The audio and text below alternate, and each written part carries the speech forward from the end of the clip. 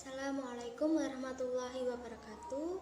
Perkenalkan, nama saya Ria Maharani, NIM A41019001 dari Prodi Pendidikan Matematika Universitas Muhammadiyah Surakarta.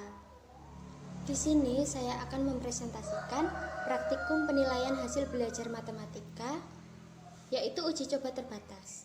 Uji coba terbatas dilakukan dengan cara memberikan soal matematika HOTS yang telah divalidasi oleh guru SMP, dan soal tersebut diberikan untuk orang usia minimal SMP untuk dikerjakan. Dalam proses pembuatan soal, saya memilih materi bangun ruang sisi datar dengan standar kompetensi yang pertama, yaitu siswa mampu menghitung volume kubus dan balok. Yang kedua, siswa mampu menghitung luas permukaan bangun ruang sisi datar gabungan. Yang ketiga, siswa mampu menghitung luas permukaan kubus dan balok. Dan yang keempat, siswa mampu menghitung volume limas.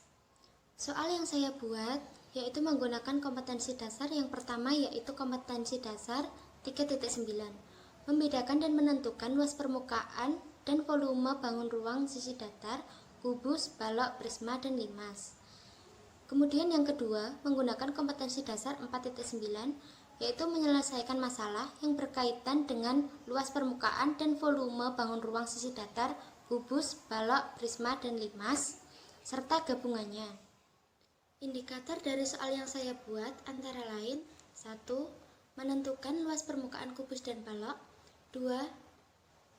Menentukan luas permukaan prisma. 3. Menentukan luas permukaan limas. 4. Menentukan volume kubus dan balok. 5. Menentukan volume prisma. 6. Menentukan volume limas. 7. Menentukan luas permukaan dan volume bangun ruang sisi datar gabungan. Dan 8. Hubungan antara diagonal ruang, diagonal bidang, dan bidang diagonal. Untuk mengetahui soal HOTS, maka kita perlu mengetahui ciri-ciri soal HOTS terlebih dahulu. Yang pertama yaitu transfer satu konsep ke konsep lainnya. Yang kedua yaitu memproses dan menerapkan informasi.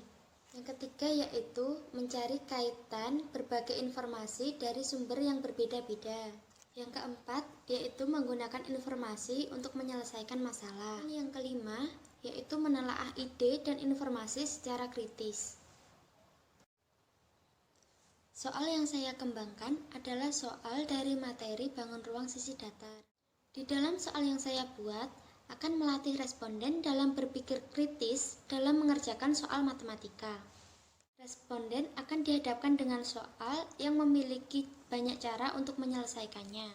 Di samping itu, soal yang saya buat sudah mengandung informasi yang akan membantu responden dalam mengerjakan soal. Namun, responden juga harus bisa memproses dan menerapkan informasi tersebut agar bisa menyelesaikan soal dengan mengaitkan konsep yang satu dengan konsep yang lain. Menurut saya, soal yang saya buat tersebut sudah sesuai dengan standar kompetensi, indikator, dan ciri-ciri soal HOTS. Karena sebelum membuat soal, saya sudah mengetahui ciri-ciri soal HOTS, kemudian saya menyusun standar kompetensi dan indikator. Sehingga menurut saya, soal yang saya buat sudah sesuai. Di sini saya akan memaparkan soal matematika HOTS kelas SMP. Di sini terdiri dari 5 soal isai, dan saya juga telah memberikan kunci dan pembahasannya.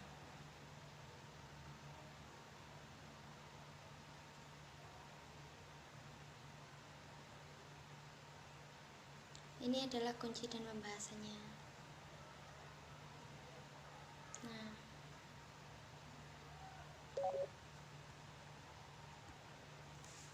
berikut adalah proses validasi ahli.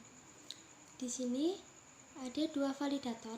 Yang pertama yaitu Ibu Masrini, dan yang kedua adalah Ibu Ovi.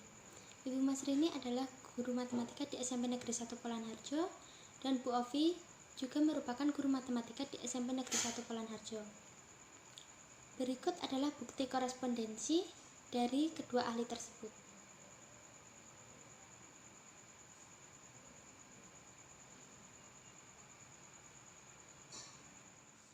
Kemudian saya akan menampilkan Google Form dari lembar validasi ahli materi dan media. Di sini terdapat data diri validator, kemudian instansi sekolah, kemudian ada uji validitas yang meliputi 3 aspek. Aspek yang pertama yaitu aspek higher order thinking skills. Untuk pernyataan yang pertama, soal yang dikembangkan bersifat kompleks atau mengaitkan dengan banyak konsep. Yang kedua, soal yang dikembangkan tidak tergolong soal rutin.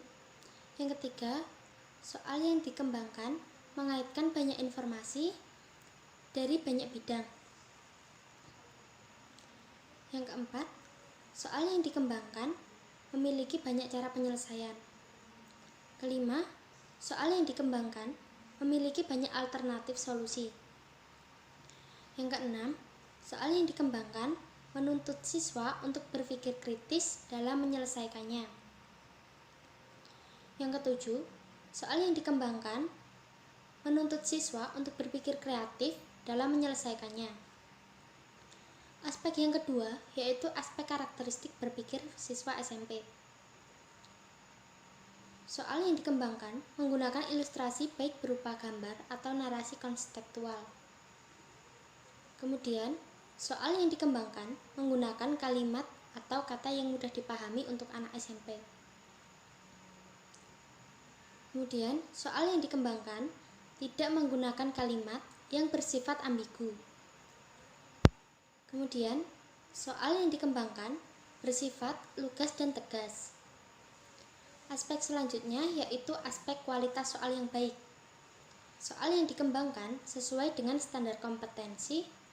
Soal yang dikembangkan sesuai dengan indikator dan kisi-kisi. Soal yang dikembangkan memiliki materi yang valid. Di sini juga terdapat saran dan kesimpulan. Kemudian dapat disimpulkan bila soal yang saya buat itu sudah sesuai dengan indikator dan standar kompetensi serta dapat diujikan tanpa revisi. Berikut adalah pemaparan dari Excel pengisian ahli. Nah, ini adalah lembar Excel dari Google Form tadi.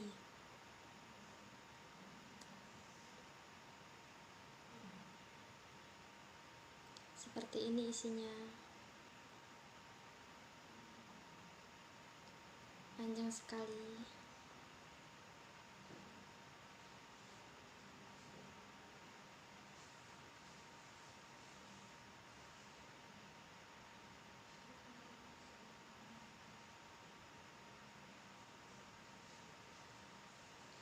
Nah, sampai sini. Setelah kita mengetahui Excel dari pengisian ahli, kita akan menganalisis validasi ahli tersebut menggunakan icons value. Di sini terdapat jenis pernyataannya, pernyataan 1 hingga pernyataan 14, dan berikut adalah keterangannya.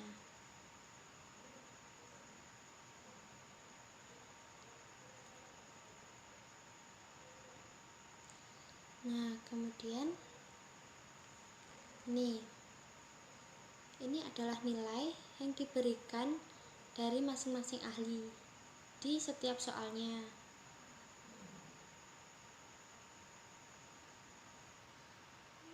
Nah, ini adalah proses analisisnya.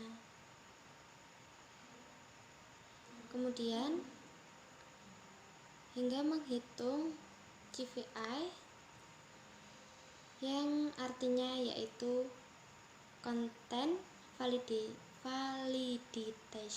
Index. Nah, kemudian kita mencari kriterianya. Apakah kriterianya tersebut validitas rendah, validitas sedang, atau validitas tinggi? Dengan begitu kita mengetahui.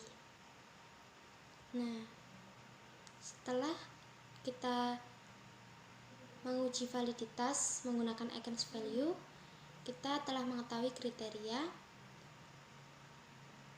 yaitu di sini terdapat validitas rendah, ada juga yang validitas sedang, ada juga yang validitas tinggi. Yang validitas sedang ini terdapat di kriteria soal nomor 3.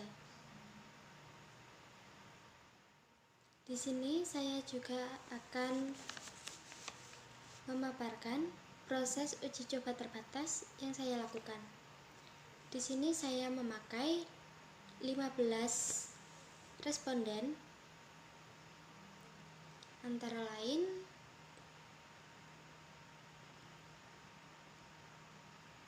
Ina Hernawati Yahya, Dia Ayu Husnul Khotimah, Sekar Jati Ayu Ningtyas, Lia Febriana, Indah Tri Romadoni, Kintan Khairunisa, Bagia Kayana, Ana Fidatul Qulub, Martina Kusmaningrum, Irmanur Rohmah, Ahmad Wahyu Saputra, Bisa Sobirin, Nugraheni Ariska Ningsih, Nafi Andita Sari, Tahta Nurasita. Di sini usia responden yang mengerjakan soal saya yaitu kisaran 12 hingga 22 tahun. Nah, kemudian ini adalah instansi-instansinya. Dan ini adalah jurusan dan prodi-prodinya. Berikut adalah bukti korespondensi dari 3 di antara 15 dari responden. Di sini saya mengambil bukti korespondensi dari saudara Lia, kemudian yang kedua dari saudara Bija, yang ketiga dari saudara Kintan. Di sini saya akan memaparkan Google Form dari uji coba terbatas yang dilakukan oleh 15 responden. Di sini kita dapat lihat bahwa ada 15 jawaban dari 15 responden.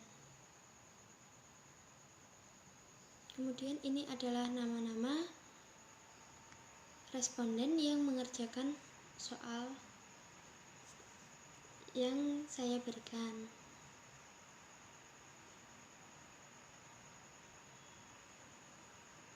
Kemudian di sini kita bisa melihat usia responden yang mengerjakan soal saya yaitu kisaran 12 hingga 22 tahun.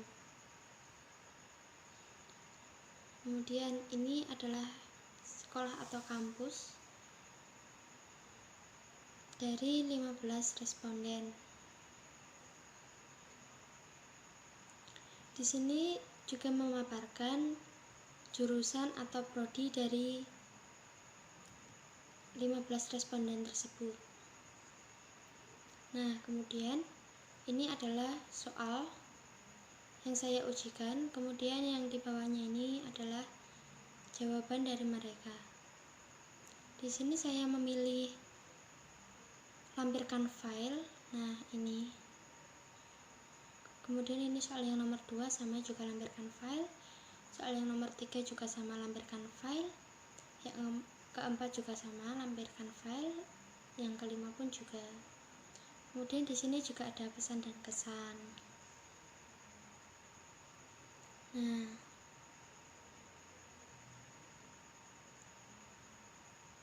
ini soal matematika ini agak susah, tapi alhamdulillah saya bisa mengerjakan. Alhamdulillah.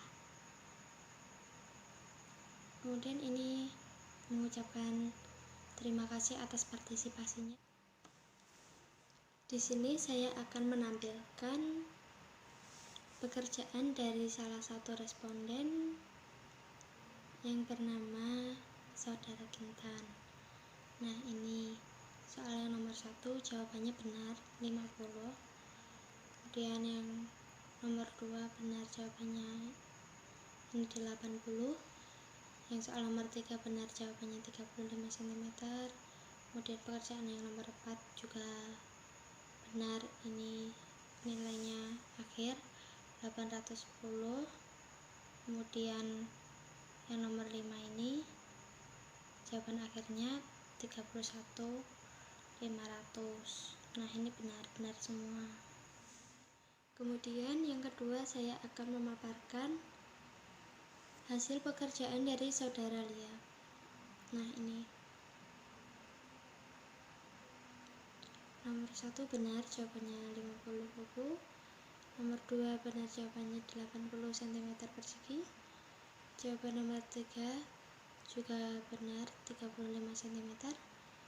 Kemudian ini jawaban nomor 4, 810 cm persegi. Yang nomor 5 juga benar, jawabannya akhir, itu 31.500 cm3. Kemudian saya akan memaparkan jawaban dari saudara Beja. Nah, ini juga benar, soalnya nomor 1 itu jawabannya 50 buku. Pekerjaan nomor 2 juga benar, itu jawaban akhirnya 80 cm persegi. Nomor 3 juga benar, 35 cm persegi. Nomor 4 juga benar, 810 cm persegi. Dan yang nomor 5 itu juga benar, jawaban akhirnya 31.500 cm3. Di sini saya akan memaparkan uji validitas biserial 0,1. Di sini kita menuliskan subjek atau responden, kemudian ini skor dari jawaban. Yang benar itu mendapatkan skor 1 dan yang salah mendapatkan skor 0. Lalu kita jumlahkan semuanya. Nah, kemudian didapatkan kesimpulan bahwa apabila R hitung lebih besar dari R tabel, maka kriterianya dinyatakan valid. Di sini saya juga akan memaparkan uji reliabilitas biserial 0,1. Di sini juga terdapat subjek atau responden, kemudian ada soal 1, soal 2, soal 3, soal 4, soal 5, kemudian ada jumlah. Di sini sama, apabila jawaban dari soalnya itu benar, maka di sini tertera angka 1, dan jika salah tertera angka 0. Kemudian dari uji reliabilitas biserial 0,1 dapat disimpulkan apabila reliabilitas itu di atas 0,7, maka dinyatakan reliabilitas ini tinggi. Dari proses pembuatan soal, proses validitas ahli, dan proses uji coba terbatas dapat disimpulkan bahwa sebelum melakukan uji coba terbatas, kita harus memastikan bahwa soal kita memiliki validitas yang tidak rendah, valid, dan memiliki reliabilitas yang tidak rendah. Sekian yang dapat saya sampaikan. Bila mana ada kesalahan dalam saya menyampaikan, saya mohon maaf. Terima kasih. Assalamualaikum warahmatullahi wabarakatuh.